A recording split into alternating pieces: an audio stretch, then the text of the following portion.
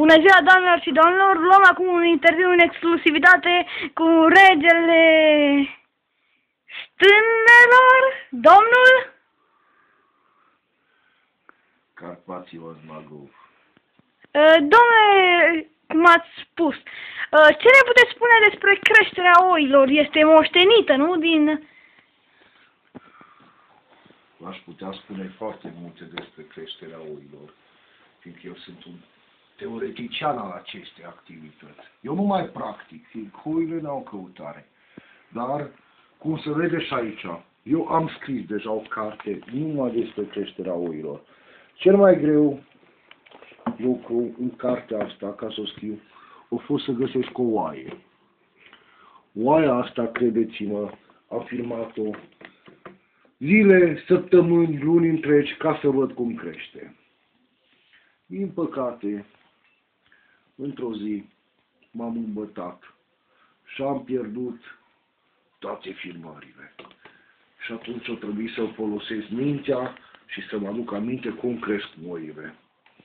Alte întrebări, tinere reporter?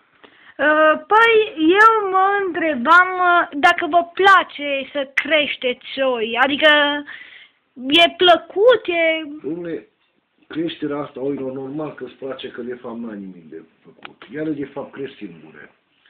Problema e că la un moment dat, și nu anunță proastele, că de-aia se zice proastă ca o oaie, mor când ți lumea mai dragă. Dar putea să anunțe, știi? Cu o săptămână înainte, bă, fraiere, vezi că mor. Îi investesc atâta timp, stau acolo, o las să stau să crească. Mai dau bere, mai fumez o țigară. Și când lumea mai dragă moare, trebuie să anunțe, domnule, oaia trebuie să ajungă la un nivel mai înalt de conștiință și să anunțe cu o săptămână în zi că vrea să moară. Să oprim creșterea. Altceva, domnul meu. Păi am o întrebare mai particulară. Am auzit acum că de curând că s-a lansat berea Ion, care scoate țăranul din tine. Vă place această bere? Ce părere aveți despre ea? Dom'le, eu ca un teoretician al acestei probleme vreau să vă spun, berea Ion nu scoate țăranul din tine, bagă țăranul în tine. Adică dacă sunteți femeie, bagă, dar nu complet. Nu, mă. Copac. Păi dacă berea îi Ion și tu o bagi în tine, adică o bei, o îngurgitezi. Dar nu o dați afară și atunci nu o scoateți din... Păi nu, mă, atunci scot ionii mici, ca la chimie. Da, am... Ce părere ai? Eu zic că sunteți fascinant, deci nu am cuvinte. Spuneți-ne ceva despre oi, care sunt preferatele dumneavoastră? Dom'le, preferatele mele sunt ălea care cresc. Gonflabile. Așa că dacă tăte cresc, ălea sunt preferatele mele. Dar ați auzit că s-au făcut acum și oi gonflabile, cu vagini pentru penetrare. Ce părere aveți despre acest lucru? Dom'le, treaba berbecului de becali, că numai el se pricepe la aia asta. Dar despre becali, ce părere aveți? Îl simpatizați? Dom'le, becalii, noi suntem ca două chestii paralele, nu ne întâlnim niciodată. Eu v-am spus că sunt teoretician, scriu cărți despre creșterea oilor, el e practician, adică el chiar le crește. Cum le crește, nu știu. Am înțeles că pompează ceva în ele. Pompează dolari, euro, ca la fotbaliști. Nu știu, domnule, eu nu sunt cu oile. Atunci ce se pompează, mă, benzină, ca la... Dar ce fel, voi, dumneavoastră aveți oi aici? Dom'le, nu ți-am zis că atâta zi proaste oile astea, că au murit ultimele 2 săptămâna trecută. Dar ce fel de oi aveți?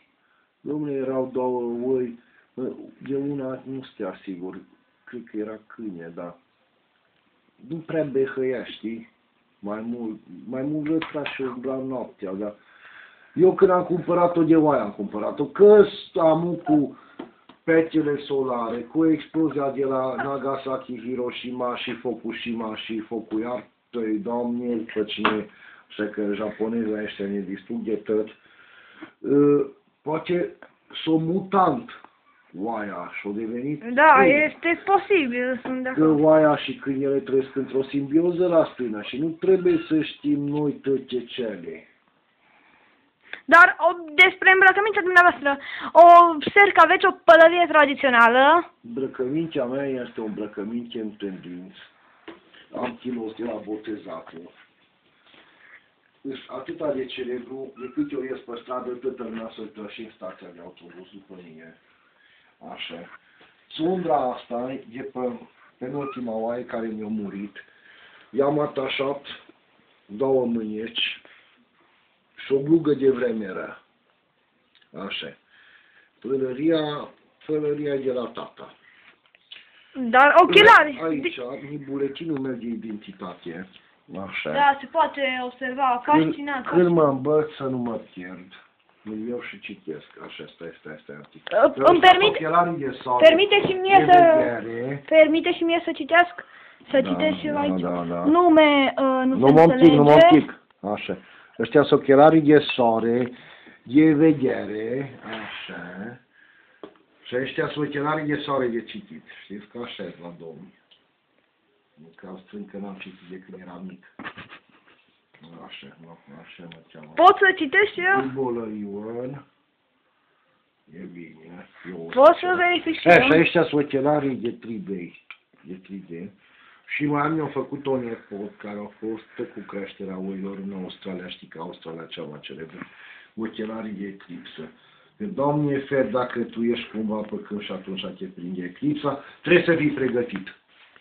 Da, înțeleg. Așa cum au zis un prost la televizor, că să ne punem toți o raniță lângă ușă în caz de cutremur, să putem fugi mai greu cu ea, să fim siguri că ne prinde. Da, îmi permite și mie acum să citesc de pe acel buletin de identitate. Ochelarii de citit. Acum, așteptați o secundă. Acum permiteți-mi și mie să citesc. Nume, nu scrie nimica. Vârstă, aveți 113 ani. Și centimetri. Centimetri au mai mulți. Sex, de 3 ori pe zi. Da, câteodată și de 4. Sânge, A2. Așa e când o văd pe unul peste nas. Din când în când. Doamne, dar nu asta înseamnă sânge, e grupa sanguină. Da, bine, am V-ați făcut vreodată analizele? Dacă e pe grupe, o încercat ea când a fost în armată să-mi facă lisogătare activii și apoi au renunțat. În rest, tinere, Păi cam atât. câte cele bune și să ne vedem la Paștile celelalte, no? Serus. Bună ziua. Mulțumesc pentru interviu.